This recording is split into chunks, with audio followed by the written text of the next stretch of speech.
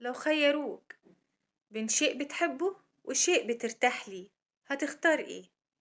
نصيحة مني، تختار الشيء اللي بترتاح ليه، لأن الشيء اللي بتحبه لو ما لقيتش راحتك معاه مع مرور الوقت هتكرهه وهتندم انك اخترته. سلام. لو خيروك بين شيء بتحبه وشيء بترتاح ليه، هتختار ايه؟ نصيحة مني، تختار الشيء اللي بترتاح ليه، لأن الشيء اللي بتحبه لو ما لقيتش راحتك معاه مع مرور الوقت هتكرهه وهتندم انك اخترته. سلام. لو خيروك بين شيء بتحبه وشيء بترتاح ليه، هتختار ايه؟